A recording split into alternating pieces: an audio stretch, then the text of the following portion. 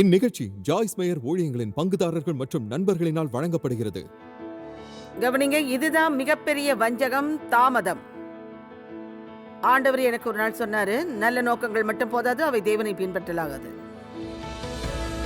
நான் Joyce mayor. நீங்க எங்க காயப்பட்டாலும் தேவன் உங்களை குணப்படுத்த முடியும்னு நான் நம்புறேன்.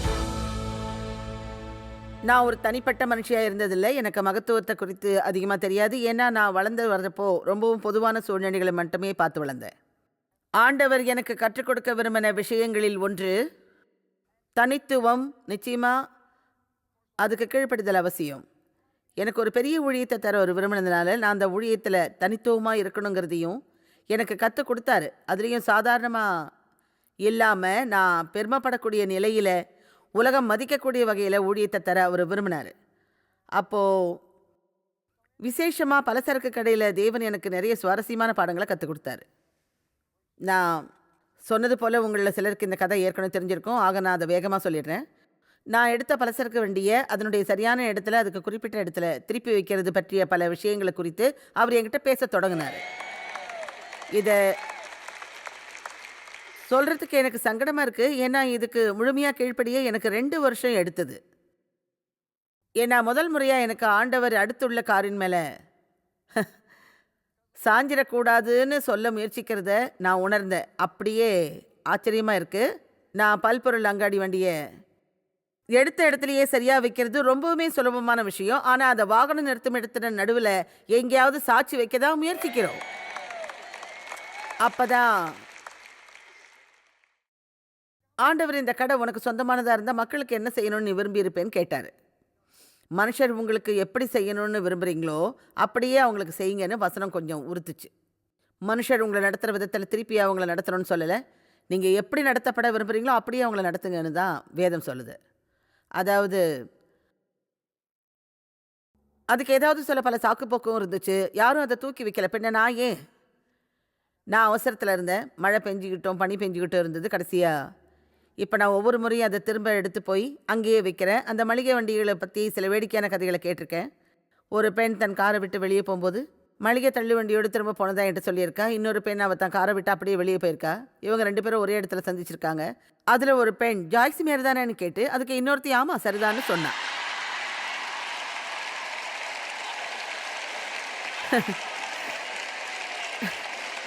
உங்களை எவ்வளோ பேர் அந்த தள்ளு வண்டியை திரும்ப வைக்க ஆரம்பிச்சிருக்கீங்க? பாருங்க எப்படிப்பட்ட ஊழியம் எனக்கு இருக்குன்னு. மளிகை கடைகள் எனக்கு கொடுக்கணும். எனக்கு ராயல்ட்டி இல்லைன்னா ஏதாவது கொடுக்கணும். மற்றொரு விஷயம் என்னென்னா, நீங்கள் பசியோட உணவுப் பொருட்களை வாங்குறது ரொம்பவும் ஆபத்தானது. விற்பனையில் துவங்கி கடைசி நடைபாதைக்கு வந்ததும் நிறைய பொருட்களை வாங்கியிருக்கிறது உணர்ந்து அது உங்கள் பணத்துக்கு அதிகம் ஆகுதுன்னு புரிஞ்சுக்குவீங்க. விசேஷமாக ஒரு பட்ஜெட் போட்டு வந்திருப்பேன். 7,000 ரூபாய்க்கு 2 வாரங்களுக்கான பொருட்கள் வாங்க வந்திருப்போம். எங்களால் செலவழிக்க 7,001 ரூபாய் கூட இருக்காது. ஏன்னா நாங்கள் ரொம்பவும் இறுக்கமான பட்ஜெட்டில் வாழ்ந்ததால் 7,000 ரூபாய்க்கு மேலே செலவழிக்க முடியாது. என்கிட்ட வச்சுருக்கிற கூப்பன்களோடு மளிகை கடைக்கு போகிறது ஒரு நிகழ்வு. நான் கடைசி நடைபாதையை அடைகிற நேரத்தில் எனக்கு உண்மையிலேயே தேவையில்லாத பொருட்களை வண்டியிலேருந்து எடுத்து வெளியில் போகணுன்னு உணர்வு வரும். ஆனால் அதை நான் எடுத்த இடத்துல மறுபடியும் வைக்க மாட்டேன். நான் அந்த அளவுக்கு முட்டாள் இல்லை. கிளின்சர் பகுதியில் வச்சுட்டேன்.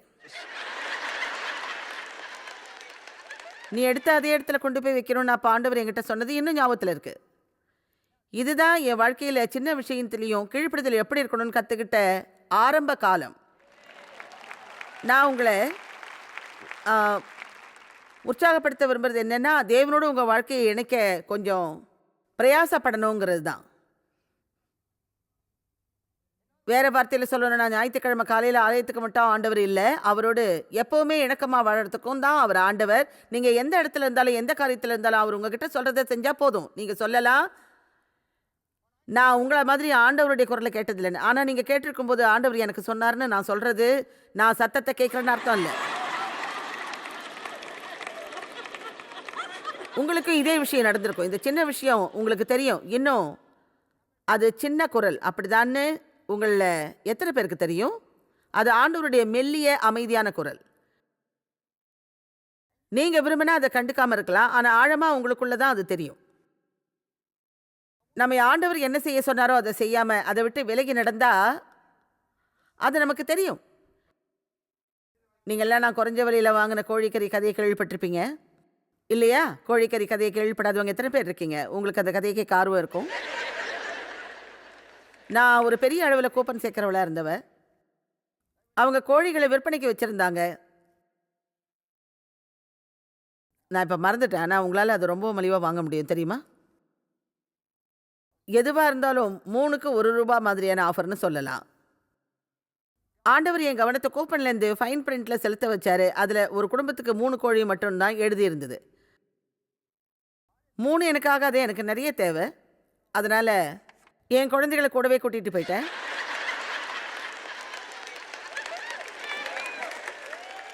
அப்புறம் நாங்கள்லாம் 3 3 வாங்கிட்டோம். அப்புறம் நானே வேறு வரிசையில் நின்று அவங்கள தெரியாத போல நடித்தேன். ஆமாம், இதில் வேற நான் என் வீட்டில் வேதாகம வகுப்பு நடத்திக்கிட்டு இருக்கேன். புரிஞ்சுதா? ஒரு நாள் அப்படி நிற்கும்போது நான் ரொம்ப பயந்துட்டேன். அப்புறம் நினச்சேன், என் மகளுக்கு டேக்ஸுக்கு போகிற அளவுக்கு பணம் கொடுத்துருக்கலான்னு.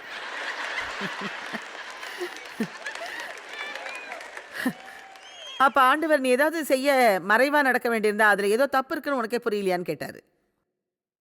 இப்போ இங்கே இருக்கேன். உலகம் எங்கும் போய் நற்செய்தியை போதிக்க என் வாழ்க்கையில் தேவனுடைய அழைப்பு கிடைத்தது. ஆனால் அதுக்கு முன்னால் நான் வேதாகம பள்ளிக்கு போகணும். அதனால் நான் பரிசுத்த ஆவியானவருடைய வகுப்பில் சேர்ந்தேன். அவர் எனக்கு ஊழியத்தில் சத்தியத்தை சரியாக போதிக்கணும், செய்கிறத உன்னதமாக செய்யணும், நேர்மை ஒருமைப்பாடுன மதிப்புகளோடு தேவ வார்த்தைக்கேற்ற நபராக இருக்கணுங்கிற விஷயத்தையும் எனக்கு கற்றுக் கொடுத்தாரு. நீங்கள் யார்ட்டையாவது எதையாவது சொல்லி ஏதாவது செய்கிறேன்னு வாக்கு கொடுத்துருந்தா அதை நிறைவேற்றுங்க. இவை முக்கியமான விஷயங்கள். சின்ன விஷயங்களும் கூட. உதாரணமாக நீங்கள் யாருக்காவது டின்னர் போகலான்னு சொல்லியிருந்தால் அது எப்படி செய்யணும்? சில நேரங்கள் அதை யாரையாவது தள்ளி வைக்கிறதுக்கான நம்மளோட வழியாயிடும். நீங்கள் அழைச்சிட்டு போகிறேன்னு அவங்களுக்கு சொன்னால் அதை செய்யுங்க. மற்றவங்க உங்களுக்கு சொன்னதை அவங்க செய்யலைன்னா உங்களை பற்றி எத்தனை பேருக்கு எரிச்சலாக இருந்திருக்கும்? அவங்க விதைக்கிறாங்களா இல்லை நீங்கள் அறுக்கிறீங்களா? விதைக்கிறது அவங்களா இல்லை அறுக்கிறது நீங்களா? சிலருக்கு இது புரிஞ்சிருக்கு இல்லையா? நான் என்ன சொல்கிறேன்னு தெரியுதா? அவங்க மோசமான விதையை விதைக்கிறாங்களா இல்லை அவங்க வாழ்க்கையில் விதைச்ச மோசமான விதையை நீங்கள் அறுவடை செய்கிறீங்களா? சரி, நாம் தொடருவோம். ஒரு நாள் நான் ஜேசி பென்னி கடையில் இருந்ததை நினைக்கிறேன். அப்போ நான் ஆடைகள் இருக்கிற ரேக் வழியாக போய் அதையெல்லாம் பார்வையிட்டேன். அப்போ சில ஹேங்கர்ஸ் தரையில் கிடந்ததை கவனித்தேன். அந்த நேரத்தில் தரையில் உள்ள ஹேங்கர்கள்லேருந்து விழுந்த ஆடைகளை எடுத்து உரிய இடத்துல வச்சிருன்னு தேவன் சொன்னது போல் நான் உணர்ந்தேன். நான் நினச்சேன், வேற ஒருத்தர் செய்ய வேண்டியதை நான் ஏன் எடுத்து அந்த இடத்த சுத்தம் செய்யணும்னு. அப்போ ஒரு குரல், உனக்கான குப்பையை வேற யாராவது ஒரு நாள் சீர் செய்ய விரும்புறியான்னு கேட்டுச்சு. இப்போ எனக்கு ஆதரவாக பலதரப்பட்டவங்க இருக்காங்க. நான் செய்யலைன்னா நான் இப்போ செஞ்சிட்டு இருக்கிற ஊழியத்தை என்னால் செஞ்சிருக்க முடியாது. நான் நேர்மையாக உண்மையை சொல்கிறேன். இதை நான் முழு மனசோட நம்புகிறேன். தேவன் என்கிட்ட சொன்ன அந்த சின்ன விஷயங்களை நான் ஒரு நாளும் கடைபிடிக்காமல் இருந்திருந்தா இன்னைக்கு இங்கே நான் நின்றுருக்க மாட்டேன்.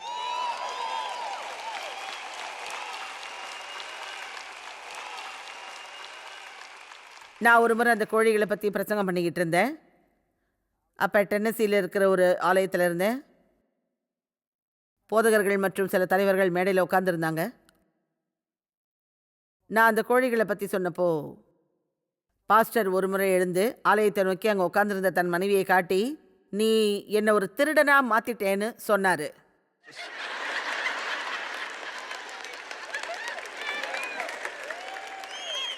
பிள்ளைகளோடு அந்த கோழிகளை வாங்கி சரி பார்க்குற வழியாக அந்த நாளில் கடைசியாக கடையிலேருந்து வந்தப்போ தேவன் சொன்னார், வாழ்த்துக்கள், நீ இந்த கோழிகளை திருடிட்டேன்னு. அப்போ அந்த போதகர் தன்னுடைய மனைவியை காட்டி, நீ என்னை திருடனா மாற்றிட்டேன்னு சொன்னார். அவர் ஆலயத்தில் உள்ளவங்களை பார்த்து, ஆனால் அது சிக்கன் இல்லை, அது ஆலயத்துக்குரிய பேப்பர்னு சொன்னார். நாம் எப்படி இருக்கோங்கிறது உங்களுக்கே தெரியும். இப்படித்தான் எல்லாம் இருக்கணும் உங்களுக்கு தெரியும். 1 கொரிந்தியர் 5:6, கொஞ்சம் புளித்தமா பிசைந்தமா முழுவதையும் புளிப்பாக்கும் என்று அறியீர்களா? திராட்சை தோட்டங்களை கெடுக்கிற குழிநெறிகள். உன்னத பாட்டு 2:15. மத்தேயு 25:21, அவனுடைய எஜமான் அவனை நோக்கி, நல்லது, உத்தமமும் உண்மையும் உள்ள ஊழியக்காரனே, கொஞ்சத்திலே உண்மையாயிருந்தால் அநேகத்தின் மேல் உன்னை அதிகாரியாக வைப்பேன், உன் எஜமானுடைய சந்தோஷத்திற்குள் பிரவேசி என்றான். எனக்கு இது ரொம்ப பிடிச்ச வசனம். உன் எஜமானுடைய சந்தோஷத்திற்குள் பிரவேசி. தேவன் நம்மை செய்ய சொன்னதை நாம் செய்யும்போது நமக்கு மகிழ்ச்சியும் சமாதானமும் உண்டாயிருக்கும். ஏன்? நாம் உண்மையாக நடந்து கொண்டோம். வேதத்தில் ரோமர் 14:17 சொல்கிறது, தேவனுடைய ராஜ்யமும் புசிப்பும் குடிப்பும் அல்ல, அது நீதியும் சமாதானமும் பரிசுத்த ஆவியினால் உண்டாகும் சந்தோஷமாய் இருக்கிறது என்று. நான் இதை நம்புகிறேன். நீங்கள் செய்கிற எதையுமே சரியா செய்யுங்க. அப்போ நீங்க கிறிஸ்துவில் யாராக இருக்கிறோம் என்பதை அறிந்து கொள்வீர்கள். தேவன் உங்களை அவரோடு ஒப்புரவாக்கி இருக்கிறார் என்பதை அறிந்தால் எந்த விஷயத்தையும் சரியாக செய்ய விரும்புவீங்க. அப்போ உங்களுக்கு சமாதானம் பெருகும். எப்போ சமாதானம் நிலவுதோ அப்போ உங்களுக்கு சந்தோஷம் உண்டாகும். அதுதான் தேவராஜ்யம். இது நமக்கு வேண்டிய எல்லாவற்றையும் பெறுவதல்ல. அது தேவனோடு ஒரு சரியான ஐக்கியத்தை கொண்டிருப்பது, உங்கள் வாழ்க்கையில் சமாதானம் மற்றும் மகிழ்ச்சியை கொண்டிருப்பது. இதற்கு எதிர்கொள்கையும் நடைமுறையில் இருக்கு. ஒருத்தன் அற்ப காரியங்கள்ல உண்மையுள்ளவனா இல்லாம இருந்தா அவன் மேலான காரியங்களை ஆளுகிறவனாக காணப்பட முடியாது. உண்மை என்னன்னா, நீங்க வச்சிருக்கிற கொஞ்சத்தையும் இழந்து போவீங்க. மத்தேயு 25 சொல்கிறது, ஒரு தாலந்தை வாங்கினவன் வந்து அவனுடைய எஜமானிடத்தில், ஆண்டவனே, நீர் விதைக்காத இடத்தில் அறுக்கிறவரும் தெளிக்காத இடத்தில் சேர்க்கிறவருமான கடினமுள்ள மனுஷன் என்று அறிவேன். ஆகையால் நான் பயந்து போய் உமது தாலந்தை நிலத்தில் புதைத்து வைத்தேன். இதோ உம்முடைய இதை வாங்கிக் கொள்ளும் என்றான். அவனுடைய எஜமான் பிரதியுத்தரமாக, பொல்லாதவனும் சோம்பனுமான ஊழியக்காரனே. பாருங்க, தேவன் அவனுக்கு கொடுத்ததை அவன் எதுவுமே செய்யல. தேவனோ உங்களுக்கு திறமைகளை கொடுத்திருக்காரு. அதை கொண்டு நீங்க என்ன செய்யறீங்க? தேவன் உங்களுக்கு சாமர்த்தியத்தை கொடுத்திருக்காரு. அதை எப்படி பயன்படுத்துறீங்க? நீங்க சொல்லலாம், என்கிட்ட எந்த திறமையும் இல்லைன்னு. ஆனா உங்ககிட்ட திறமை இருக்கு. எல்லாருக்கும் தான் அது கொடுக்கப்பட்டிருக்கு, தெரியுமா? உண்மையிலேயே ஆலயத்தின் பெரும்பாலானவர்கள் பகுதி நேர ஊழியத்துக்கு அழைக்கப்படுறாங்க. அது ஒரு சின்ன விஷயமே இல்லை. இந்த ஊழியத்தில் என் உதவியாளர்கள் இல்லாம நான் என்ன செஞ்சிருப்பேன்னு எனக்கு தெரியல. என்னுடைய செயல்பாட்டுக்கு நூற்றுக்கணக்கான மக்களோட உதவி இல்லாம நான் இந்த அளவுக்கு பெரிய ஊழியத்தை செஞ்சிருக்க முடியாது. உங்களை சிலர் மாதத்துக்கு 1000 ரூபாய் கூட அனுப்புனா அது உதவியா இருக்கும். கிறிஸ்துவின் சரீரத்தில் சிலர் கொடுக்கிறவங்கள அழைக்கப்பட்டிருக்காங்க. சிலருக்கு ஊழிய வரங்கள் இருக்கும். நமக்கு எல்லாவித வரங்களும் கொடுக்கப்பட்டிருக்கு. அப்படி கொடுக்கப்பட்ட பேசுகிற வரத்தால நான் பேசுறேன். ஆகவே நான் கர்த்தரை துதிக்கிறேன். எனக்கு பேசுகிற வரம் இருக்கிறதால என் வரத்தை எல்லா இடங்களிலும் பயன்படுத்துகிறேன். எனக்கு வேதத்தில் எதை வேணாலும் விளக்கி சொல்கிற வரம் கொடுக்கப்பட்டிருக்கு. எஜமான் சொன்னான், நீ பொல்லாதவனும் சோம்பனுமான ஊழியக்காரனே, நான் விதைக்காத இடத்தில் அறுக்கிறவன் என்றும் தெளிக்காத இடத்தில் சேர்க்கிறவன் என்றும் அறிந்திருந்தாயேன்னு. அப்படின்னா என் பணத்தை குறைஞ்சபட்சம் வங்கியாளர்கிட்ட டெபாசிட் செஞ்சிருந்தாலும் கொஞ்சமாவது வட்டி கிடைச்சிருக்குமே. வசனம் 28 சொல்கிறது, அவனிடத்தில் இருக்கிற தாளந்து எடுத்து 10 தாளந்து உள்ளவனுக்கு கொடுங்கள் என்று. உள்ளவனேவனோ அவனுக்கு கொடுக்கப்படும், அவன் பரிபூர்ணமும் அடைவான். அதே போல இல்லாதவனிடத்திலிருந்து உள்ளதும் எடுத்துக்கொள்ளப்படும். உண்மையா சொல்றேன், தேவனுடைய வரங்களை உங்களுக்கு நல்ல முறையில் பயன்படுத்தணும்னு இருந்தா அதுக்கு கொஞ்சம் உழைப்பு தேவை. உழைப்பு, WORK, உழைப்பு. நீங்க சொல்லலாம், நான் ஏற்கனவே ரொம்ப உழைக்கிறேன்னு. ஆனா நீங்க செய்யறதுல ஏதாவது நல்ல பலன் உங்களுக்கு கிடைச்சிருக்கா? இல்லைன்னா நேரத்தை வீணாக்கிக்கிட்டு இருக்கீங்களா? அப்புறம் நான் ஏற்கனவே ரொம்ப பிஸியா இருக்கேன்னு சொல்றீங்க. நீங்க சும்மா இல்லாம நீங்க செய்யற எல்லா வேலைகளையும் ஒரு காயத்துல எழுதி பாருங்க. நேர்மையா எழுதி பாருங்க. அதுக்கு பிறகு அந்த பட்டியலின் முதல்லயே எந்த உழைப்பு உங்க வாழ்க்கையில எந்த பயனும் தரலையோ அதை அழிச்சிடுங்க. திரும்ப பட்டியலுக்கு போய் தவறான நோக்கத்துல செய்யற விஷயங்களையும் அழிச்சிடுங்க. இல்லைன்னா உங்களை சுத்தி இருக்கிறவங்க வருத்தப்படுவாங்க. இல்லை நீங்க மற்றவங்களை சந்தோஷப்படுத்த நினைச்சு அதை செய்றீங்கன்னு அர்த்தம். அதனால உங்களை சேர்ந்திருக்கிறவங்கள வருத்தப்பட வைக்காதீங்க.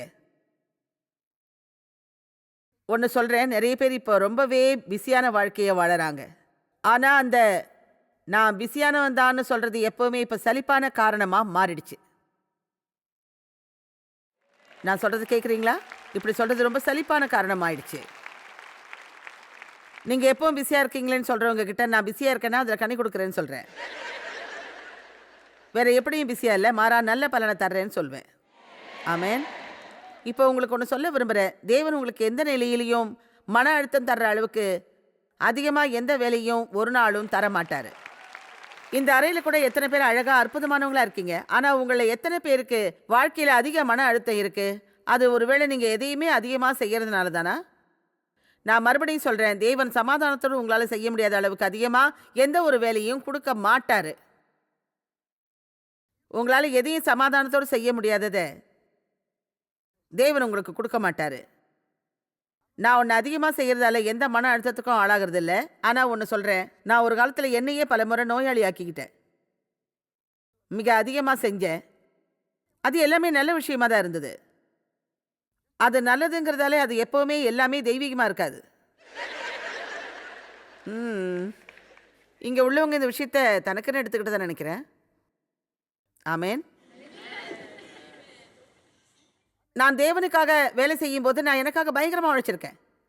வேதத்துல சொல்ற எப்பா பிரோ தீத்துவ ஞாபகத்துல வச்சுக்குவோம். அவர் ஊழியத்துல ரொம்ப கடினமா உழைச்சு கிட்டத்தட்ட மரித்து போன நிலையில இருந்தாரு. தேவன் அவரை குணப்படுத்தி வீட்டுக்கு அனுப்பி ஓய்வெடுக்க சொன்னாரு. 2017 டிசம்பர்ல என்னுடைய சரீரம் செயலிழந்து போனது. அதாவது உடம்புல முற்றிலும் என் நரம்புன்னு சரீரம் முற்றிலும் ஒண்ணுமில்லாம போனது. எனக்கு எரிவாய் நோயின்னு சொல்ற நோய் வந்தப்போ என் வாய்க்குள்ள எரியிற மாதிரி நான் உணர்ந்தேன். அதுல தேவபரம் எனக்கு செயல்பட்டது. என் வாய் ரொம்ப உலர்ந்து இருந்தது. வாயில ஒரு மோசமான சுவை இருந்தது. காலையில எனக்கு ரொம்ப பிடிக்கிற காஃபி கூட மண் சுவை மாதிரி இருந்தது. அதுக்கும் மேல பெரும்பாலான மருத்துவர்களுக்கு இது பத்தி முற்றிலும் ஒண்ணும் தெரியல. அப்போ இன்னும் அதிகமா ஆனா அந்த நோய் பெரும்பாலும் அழுத்தம் மற்றும் அதிக உழைப்பால உண்டாகக்கூடியது. அப்ப நான் வேலை செஞ்சு அதிகமான உழைப்புல இருந்தேன். பல மைல் நடைப்பயிற்சி செஞ்சு ஒவ்வொரு நாளும் நான் உறுதியா ஓடிக்கிட்டே இருந்தேன். இது போன்ற மாநாட்டிலேருந்து நான் வீட்டுக்கு போகும்போது தினமும் 5 மைல் நடந்தே போவேன். அது முட்டாள்தனம் என்று தெரிந்தது. இது போன்ற ஒரு மாநாட்டிற்கு பிறகு நான் ஓய்வெடுக்க வேண்டும். அது நல்ல விஷயம்தான். நான் மக்களுக்கு உதவி செஞ்சுட்டு இருந்தேன். உடற்பயிற்சி செஞ்சுட்டு இருந்தேன். கடைசியா ஒரு மருத்துவமனைக்கு போனேன். ஹீஸ்டன்ல எனக்கு ஒரு டாக்டர் இருக்காரு. அவர் என்ன பரிசோதிச்சாரு. அங்க அவங்க எனக்கு ஒரு அழகான தனி அறையும் நல்ல படுக்கையும் கொடுத்து எனக்கு எல்லா பரிசோதனைகளையும் செஞ்சு பார்த்து உங்களுக்கு ரொம்ப தீவிரமான அட்ரினல் சோர்வு இருக்குன்னு சொல்லிட்டாங்க. இதுக்காக அவங்க எனக்கு சில மருந்துகளை கொடுத்தாங்க. ஆனாலும் அதுக்கு பிறகு நீங்க வீடு திரும்பி 18 மாதங்கள் ஓய்வெடுக்கணும்னு சொல்லி என்னை அனுப்பிட்டாங்க.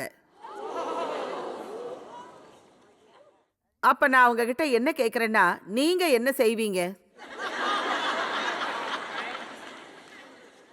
நீங்க 18 மாத ஓய்வுல இருக்கும்போது என்ன செய்வீங்க? ஆனா நான் அதை என் சிந்தனையில வைக்க கூட முடியல. நீங்க என்ன செய்வீங்க?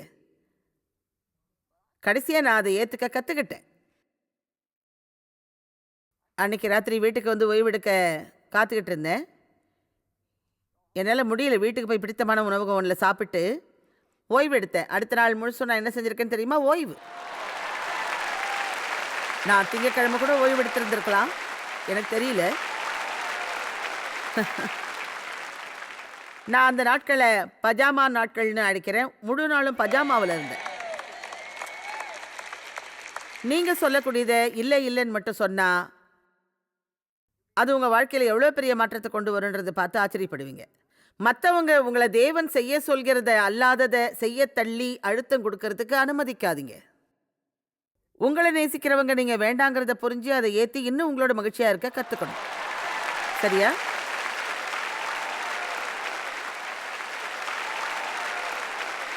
நீங்க ஒரு இளம் தாயா இருந்தா உங்ககிட்ட 3 அல்லது 4 குழந்தைங்க இருந்ததுன்னா அதுல ஒவ்வொன்றும் 4 செயல்பாடுகளில் ஈடுபடணும்னு அவசியம் இல்லை.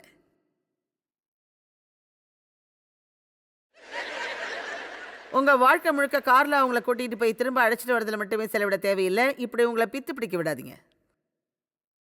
குழந்தைங்க சில செயல்பாடுகளில் ஈடுபடுறது நல்லது. ஆனா அவங்க நினைக்கிறதெல்லாம் செய்ய வேண்டிய அவசியம் இல்லை. மற்றவங்க எல்லாம் செய்யற ஒவ்வொன்றையும் உங்க குழந்தைகளும் செய்யணுங்கிற அவசியமே இல்லை. நன்றி.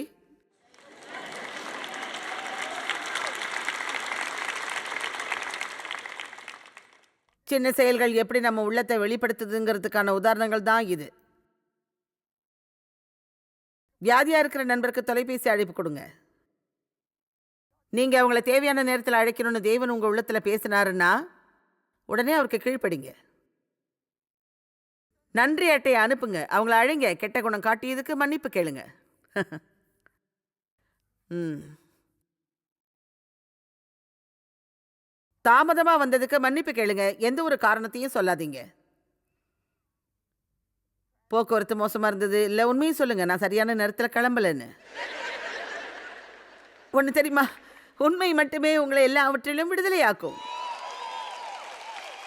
உண்மையை தவிர வேறு எதுவுமே உங்களை விடுவிக்காது. இது வேறொருவரை பற்றிய உண்மை அல்ல. இது உங்களுக்கு நீங்களே உண்மையாக இருப்பது. நீங்க போற எல்லா இடங்களையும் தாமதமா போறதுல பிரச்சனை இருந்தா,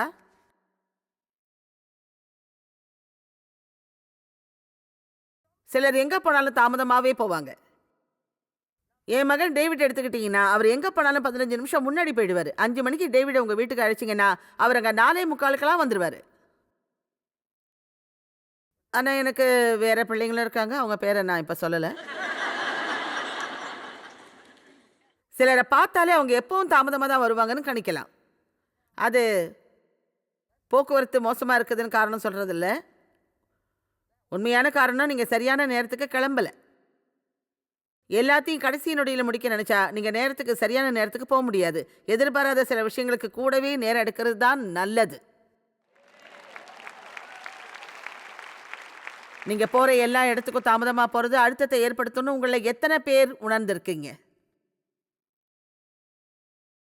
நேரத்தை வீணாக்குறது எனக்கு பிடிக்காது. நான் போக வேண்டிய நேரத்துக்கு சரியா போயிடுறது தான் நல்லதுன்னு நினைப்பேன். ஆனா நான் அப்படி திட்டமிடும்போது சில சமயங்கள்ல அது தாமதமாயிடும். நீங்க உணர்ந்திருந்த தேவையை பூர்த்தி செய்யுங்க. அந்த தேவையை பூர்த்தி செய்யணும்னு தேவன் விரும்புறாரு. அதை செய்யலான்னு மனசுக்குள்ள ஒரு சின்ன குரல் கேட்கும். கவனிங்க. தேவன் என்கிட்ட ஒரு முறை, நீ சுலபமா செய்ய முடிஞ்சதை என்கிட்ட செய்ய சொல்றது நிறுத்து. ஆனா உனக்கு அதை செய்ய விருப்பம் இல்லைன்னு சொன்னாரு.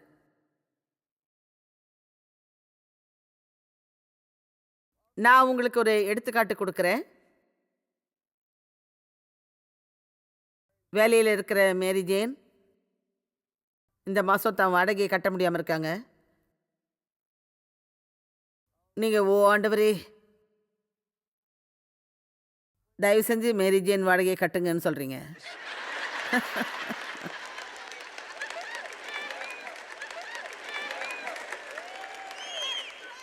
அப்படின்னா அவளோட வாடகையை செலுத்த அவள் பணப்பெட்டியில் பணம் வானத்திலேருந்து கீழே மழை மாதிரி விழுன்னு நினைக்க முடியுமா? அதாவது ஆண்டவர் செய்கிற எல்லா காரியங்களையும் அவர் மனிதர்கள் மூலமாக தான் செய்கிறாரு. நீங்கள் சொல்லலாம், என்னால் வாடகை முழுசாக கட்ட முடியாது, என் கையில் பணமே இல்லைன்னு.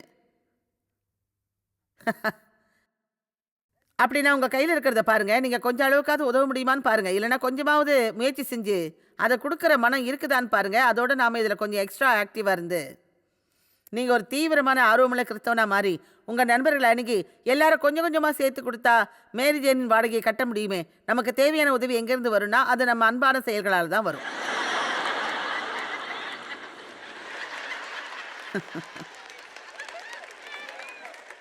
இப்போ நாம ஒன்று சேர்ந்து அவளுக்கு வாடகை செலுத்த முடியும். கிறிஸ்தவர்களுக்கு இடையில எப்படி நடந்துக்கணுங்கிறத இது காட்டுது. ஆண்டவர் என்கிட்ட உங்களால் செய்ய முடிகிற விஷயங்களை என்கிட்ட கேட்காதீங்க, நீங்கள் அதை சுலபமாக செய்ய முடியும், ஆனால் உங்களுக்கு தான் அப்படி செய்ய விருப்பம் இல்லைன்னு சொன்னார். அதுக்கு கொஞ்சம் நேரம் ஒதுக்கி எண்ணி பாருங்க. எனக்கு 5 நிமிஷம் 43 வினாடிகள் இருக்கு.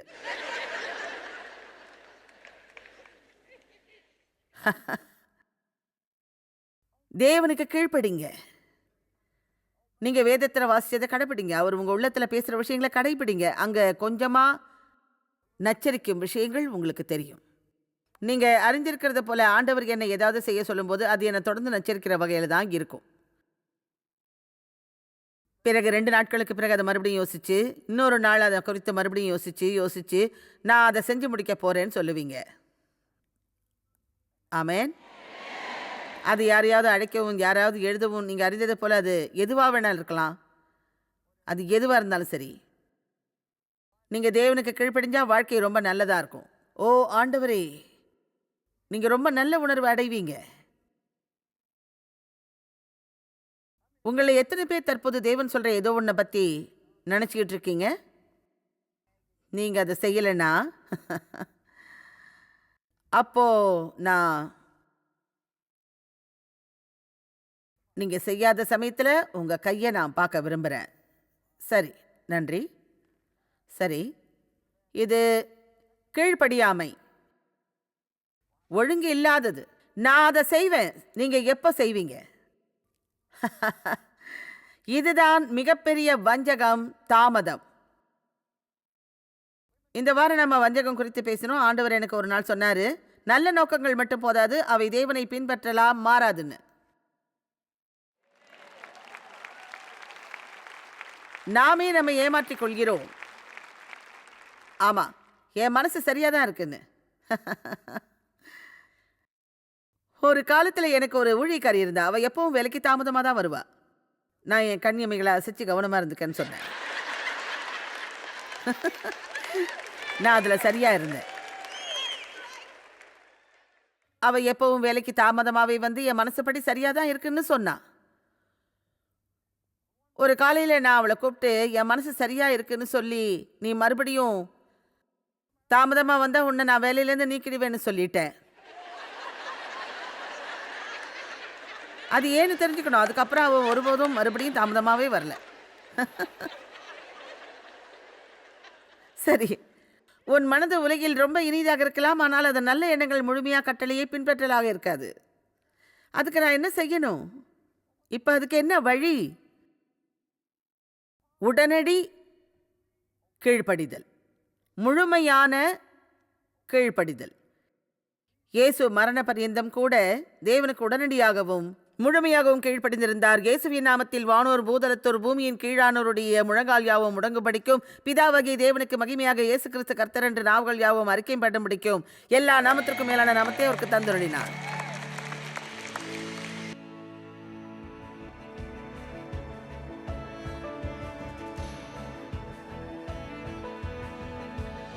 இந்நிகழ்ச்சி ஜாய்ஸ் மேயர் ஊழியங்களின் பங்குதாரர்கள் மற்றும் நண்பர்களினால் வழங்கப்படுகிறது.